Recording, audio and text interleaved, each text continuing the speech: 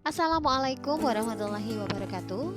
Apa kabar kalian semua? Semoga selalu dalam keadaan sehat walafiat. Selamat bergabung kembali pada mata pelajaran simulasi dan komunikasi digital. Bersama saya Ibu Rina, beberapa menit ke depan saya akan membahas materi tentang logika dan algoritma. Sebelumnya, saya sampaikan hal yang perlu kalian ketahui tentang mata pelajaran simulasi dan komunikasi digital.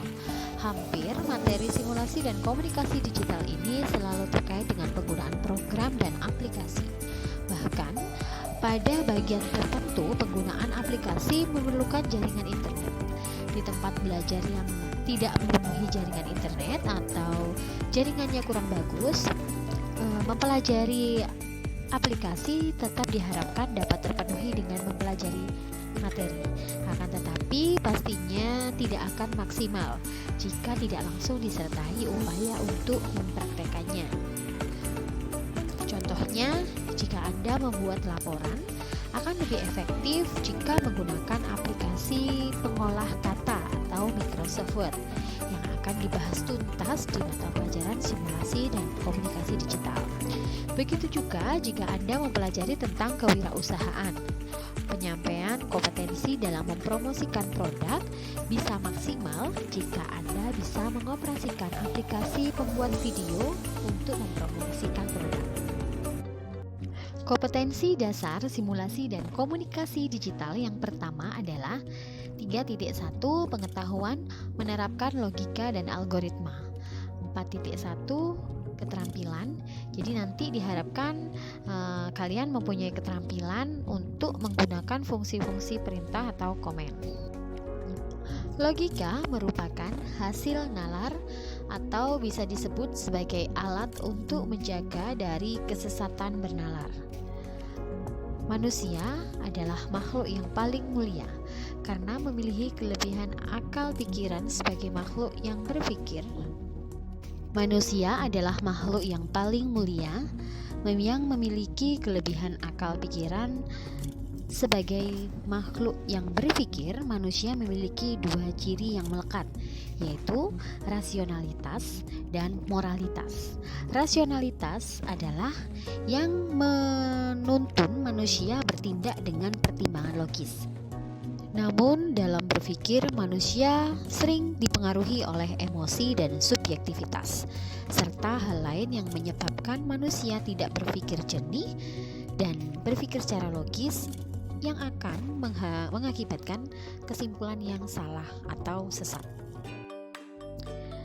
Oleh karena itu, manusia membutuhkan pola berpikir yang logis, yaitu berpikir dengan cara yang benar atau masuk akal dan sesuai dengan hukum logika.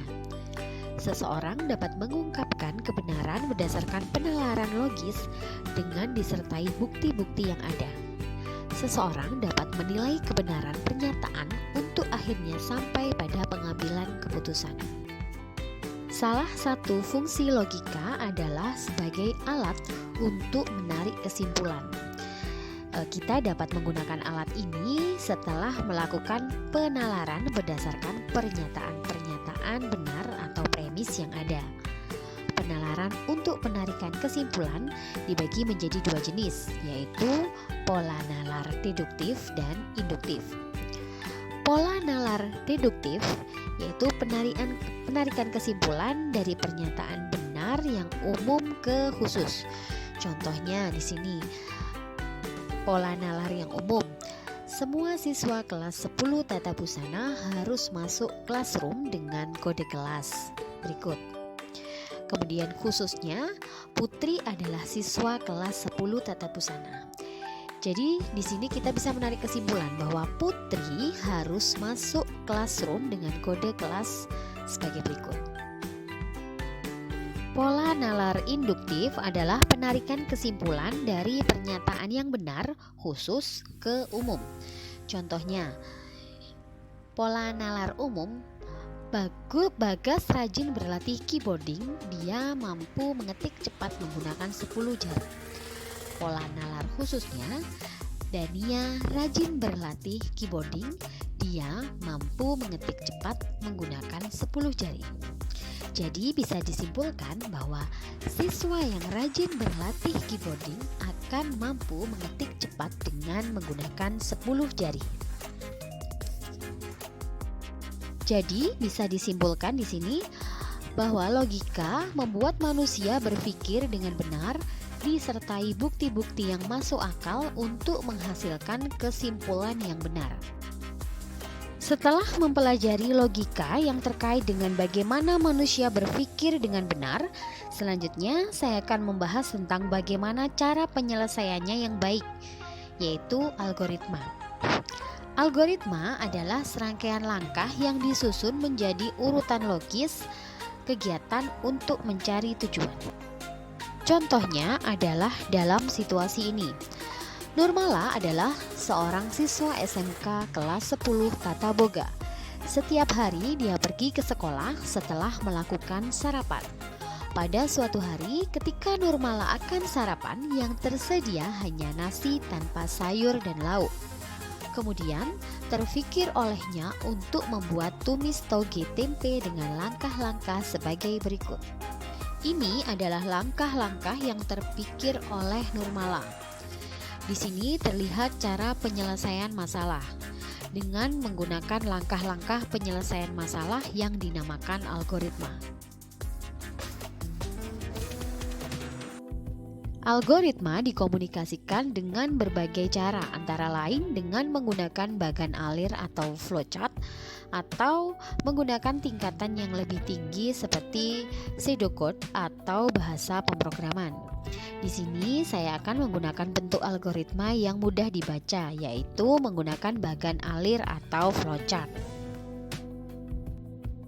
Di sini kalian bisa perhatikan macam-macam simbol flowchart. Saya di sini hanya menggunakan sekitar 8 atau 9 simbol flowchart. Yang selanjutnya kalian bisa melihat pada modul yang sudah saya share di Google Classroom. Kemudian di sini ada contoh diagram alir atau flowchart berangkat ke sekolah. Kalian coba perhatikan. Demikian penjelasan tentang logika dan algoritma. Silahkan cek di penugasan pada Google Classroom sesuai dengan kelas masing-masing. Terima kasih. Assalamualaikum warahmatullahi wabarakatuh.